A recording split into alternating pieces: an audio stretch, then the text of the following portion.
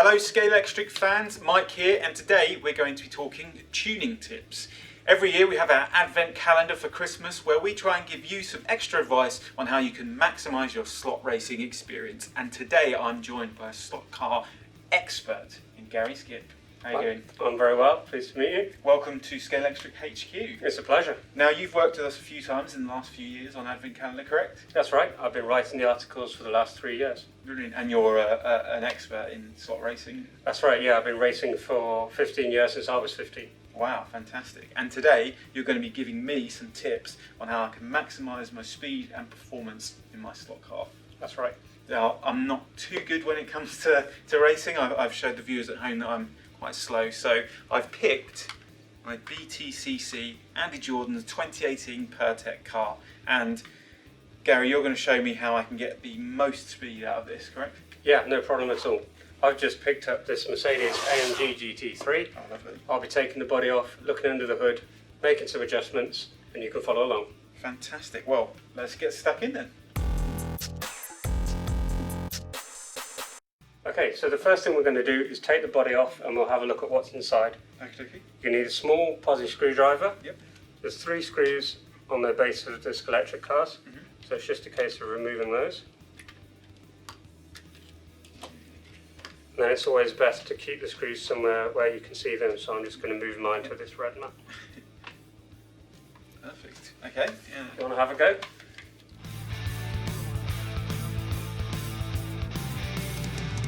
So looking inside the car then, we've got the rear axle, the motor, the front axle, and then the cables which go to the guide and the braids where the power is picked up from the track. And the first thing we're going to do is use some hot glue to secure the motor, because although it's fairly tight in there already, when the motor's running and it has voltage going through it, it can vibrate a little, and we want to eliminate that because we need the car to be as smooth as possible. Okay, brilliant. Okay, so I've got my glue gun plugged in.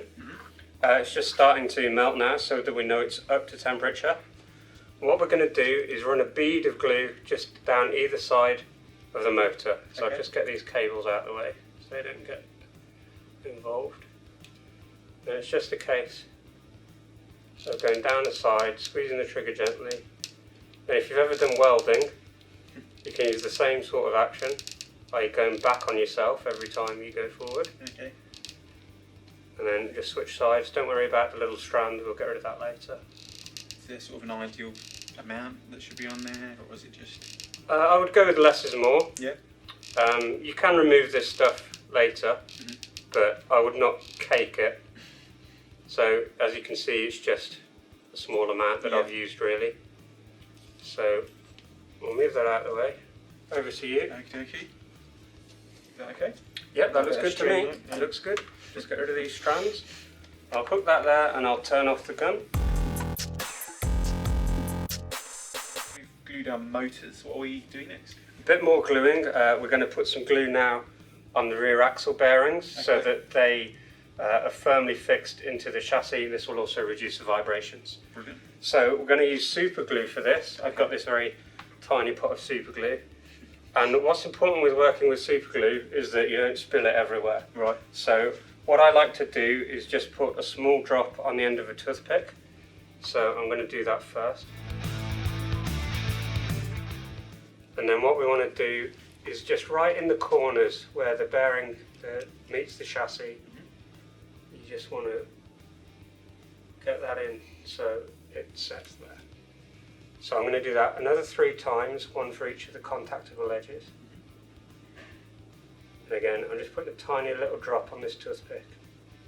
Less is more. You might want to get this axle out again one day, so you don't want to drown it. In fact, that's probably enough. Remembering that this is the wet end of the toothpick, I'm going to stand it up that way. Yep. We'll put the lid back on the glue. And then while my car's drying, I'll let you have a go, Mike. Okay. That's great. I think you'll be okay. Alright, yeah. Yep. If I presume if you did overdo it, would it just mean the car didn't wheels didn't go around or anything like that? Okay, let's run through problems you can get into. So if you get any glue on the axle itself, Yep. and then that gets into the bearing, then yeah, it will mean that the axle won't turn around. Right. It's not irreversible. Anything that's done can always be fixed. Yep. But obviously that's not something that you want to happen. Yep. If it's just a case that you get too much glue on the bearing itself, nothing's really going to happen other than if you want to remove it later down the line, you're going to have a harder time than if there's only just a small amount.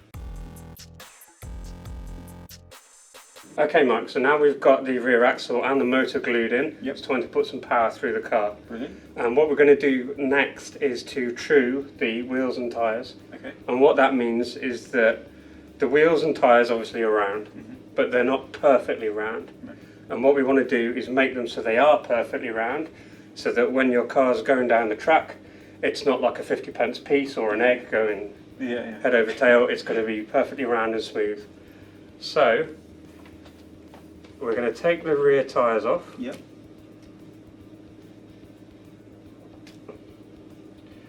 And then what we're going to do is sand the wheels. Right. Because there's a little ridge just in the middle there. Oh yeah, yeah. And that's just a process of how they're made. That's Yeah. where the plastic gets injected into the wheel. Right. So we're going to put some power through the car, we're going to spin up the wheels, and we're just going to sand that ridge off.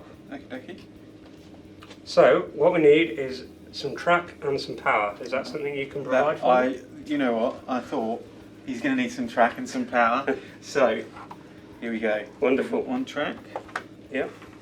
And power there for you. So. Okay, so if we just test that the car is working first, which it is. Now to get full power, rather than stand here with our hand on the trigger, Yep. that's going to take one hand out of the equation for when it comes to working on the car. Yep. So a good old trick is to use an elastic band, put that around the trigger.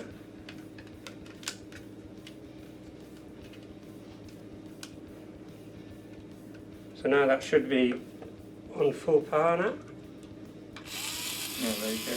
And we've got two hands to work with. Perfect. So to sand the tyres, I'm going to use a flat block. This is made of acrylic, but whatever you've got around the house. Okay. I wouldn't recommend wood because wood's not even. Right. So something flat, plastic or metal ideally, and then you just need a piece of sandpaper. Right. So, because the wheels without the tyres on are obviously smaller, Yes. you're not going to have any clearance underneath Right. now, so we can't do this from underneath. Okay. So for the wheels, we're actually going to flip it upside down and go on the top. Okay. Okay. So it's just a case of putting some light pressure. You can hear the noise change. You want to keep the sandpaper moving around.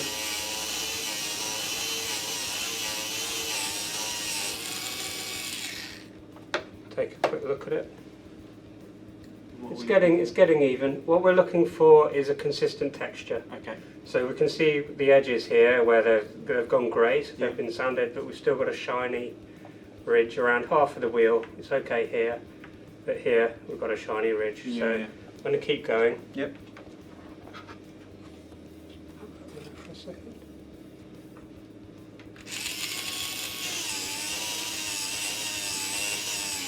And there we go. Maybe a little bit more needed there. But I'll let you have a go now. Yep. Okie dokie. So. There we go. The flat block and the sandpaper. So is there a particular way I should be offing the chassis? For the wheels, no. So just take the tyres off first.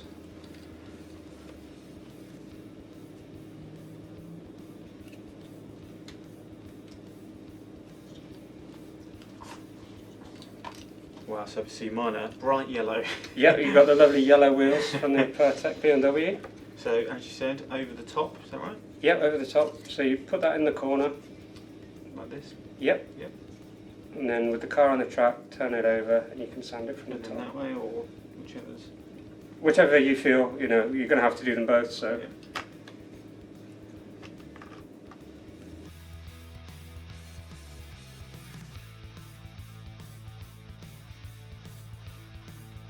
Yep, that's looking good. Yeah?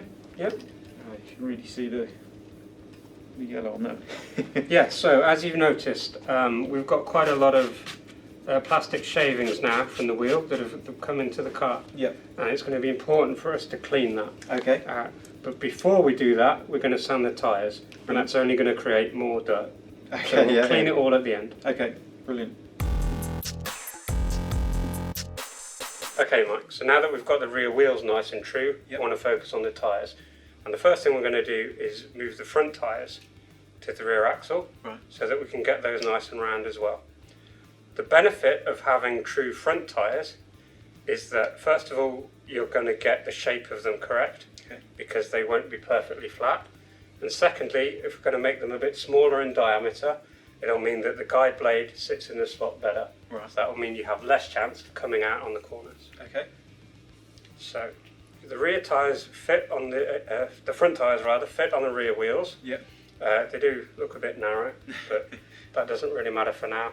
And we're going to repeat exactly what we did with the wheels, but now we've got the tyres on. So we won't have to go over the top this time, Right. because we've got enough meat at the bottom. Okay. But what we do want to do is make sure that the car is backwards on the track. Right. Which is something you should never normally do, by the way, because it damages the braid. So Right. don't drive backwards. This is just for tuning. So let's just check which way we're going here. Is that going to go forwards? Yes, that's going forwards. So we want the car this way around. Right. So if we let's hold it this way. Yep. And then we'll put the car on the track and then just lower it gently down. Oh, right, yeah. And you can see immediately Colour change. the colour change. And again, it's the same as before. We want to have a nice even colour across the tyres. So make sure you keep the car moving like this, otherwise it will create a hot patch on the tyre. Right. That could melt it. You don't want to apply too much pressure. So this near side one's already done. Yep. This one needs a little work. Probably just a factor of how I was holding it. So we'll try again.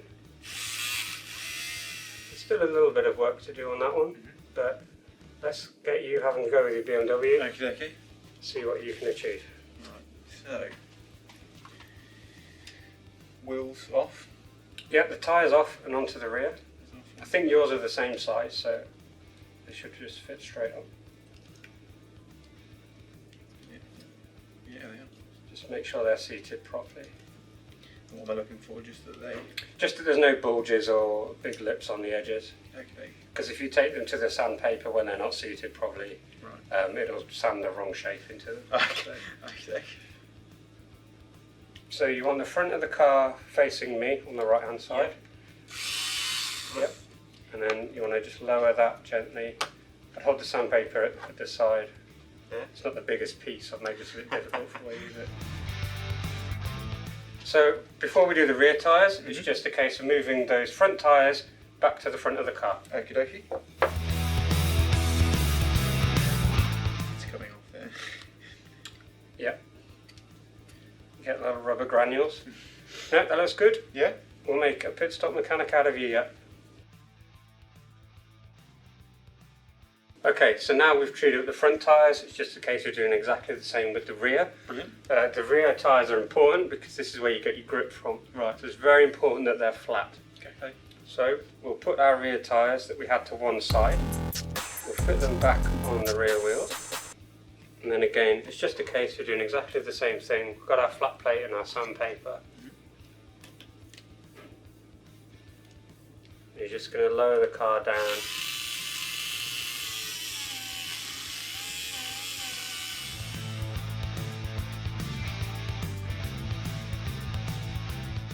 Okay, I'm happy with that, so if you want to have a go. Yeah.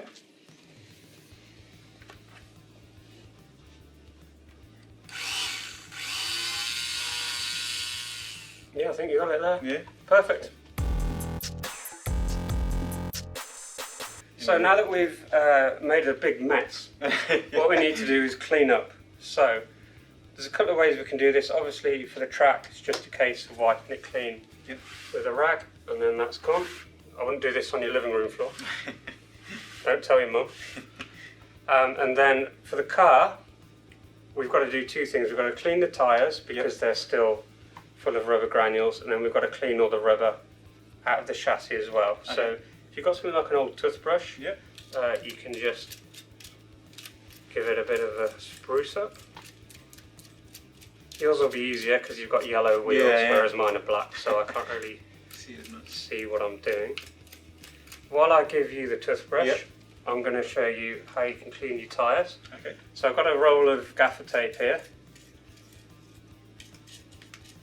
A couple of methods you can use. You just want to fold that back on itself and then run the tyre across it, and you can see all the muck that's coming off the tyres. And this is something important when you're racing as well, because as the car is driving around the track, it will pick up all the dust and dirt that's on the track, and that will make you lose grip. So cleaning your tyres like this is something that you want to do on a regular basis. Thank you. And then the other method you can use is lighter fluid. Right. So be careful with this because it is a chemical.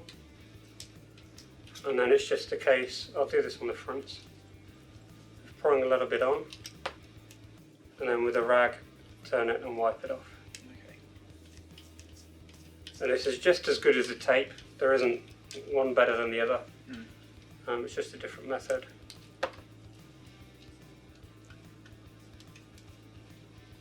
Yeah, I mean you can see on the tape how much rubbish has come off, so that's something that you want to do regularly, keep your tyres in good condition. So up till now we've sorted out the motor, the axle, the wheels and the tyres. The last thing to do on the chassis is to just straighten out the braid to make sure we get maximum electrical contact on the rails. Okay.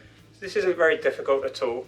When we're looking at the braid, we just want to make sure that they're straight. They're currently a little bit bent, that's just the way they come out of the box. So it's just a case of lifting them up, straightening them out, and then what you want to do once they're nice and flat is to just push them forwards a little bit, and it will make them a bit fatter, a bit wider. So they're now nice and straight, and they're just splayed out. They just become a bit thicker and a bit wider once you push them forward a little bit. Just like that. Yep.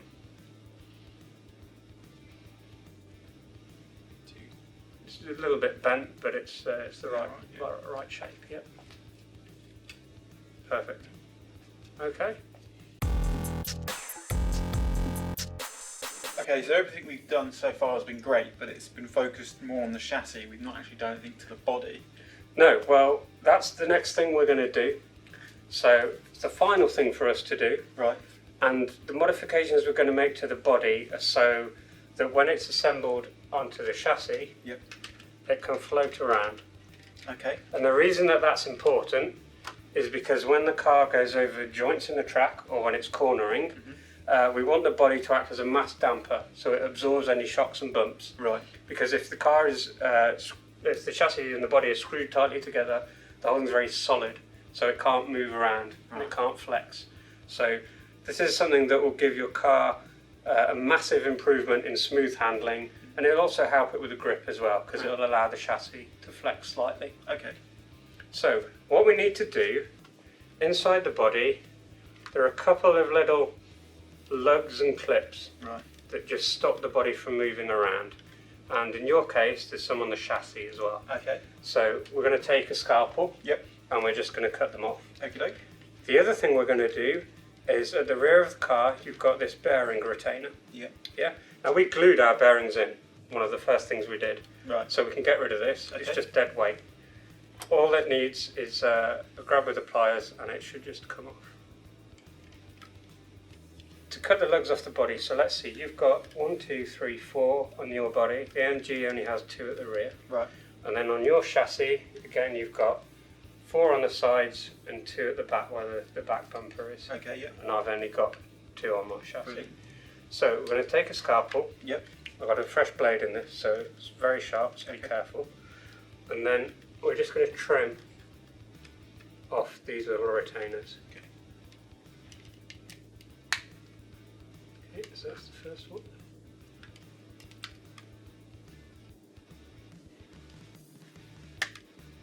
It might take a few tries to get this right. Yeah. It's better to take your time over it rather than make a rush cut, because you can only cut it once, you can't put it back when it's gone.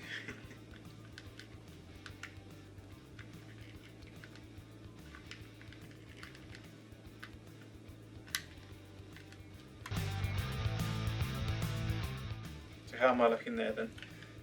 You're looking pretty good to me, Mike. Yeah. So the last thing we want to do to get the body to float correctly is just to open up the screw holes on the chassis.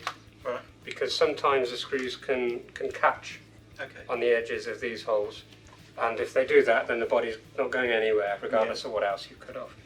So again, it's just a case of taking the scalpel and then very gently just running around the edge of these holes,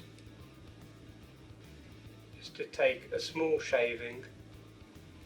You don't want to open them up massively, otherwise the screw will just drop through. So it's just a small shaving, just to put a chamfer on the edge. Of course, you've got the lights as well, they sometimes get in the way, so you can either take them out or just keep an eye on them, make sure you're not cutting into anything like that. Okay, so all that's done is just opened up these 3 holes, slightly larger than they were from the factory, and it'll allow the screws to move around with the body. Okay, Mike, so now we've given the bodies and the chassis a bit of a trim, so they're going to float nicely. Yep. It's time to reassemble them.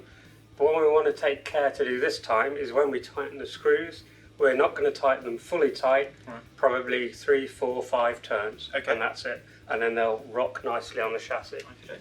So, I know where my screws are, because I left them on this red mat. Yeah, see, You might want to adjust the amount of turns that you give if you're racing at a club, because it'll depend on the setup you need for that circuit. Got you, yeah. But that's not something I can go with right now, so we'll just do a generic 3 or 4 turns, and then what will happen is the body will rock on the chassis nicely, so that when it's going around the corners or going over bumps, the body will absorb those vibrations. Okay. So there we go, we've got our souped up modified BMW. Thank you so much for being here, Gary. I really do appreciate it. Oh, you're very welcome. And thanks for taking me through everything. I think this is part of the hobby that people don't necessarily know about, isn't it? Yeah, it could be. It's a different side of the hobby for sure. It's fun though, and it's a learning experience. You'll get a better performing car at the end of it, so why not give it a go? Yeah, and we talked earlier about clubs for people if they want to take it that step further. Yeah, if you want to take your racing to the next level, there's lots of clubs all over the country that race Scalextric and other brands of slot car. Yeah. So you can find out about them online, discussion forums, Facebook groups, things like that. Yeah, so lots of information online, like Gary said. So, well, I mean, thank you so much for being here again, and I will keep you updated on how I do in Test Track's future 50 laps. I pity the fool that has to go up against me. So. Yeah, thank you so much for being here, and thank you to you for watching. There's nothing left to say but goodbye, I suppose. Goodbye. Goodbye.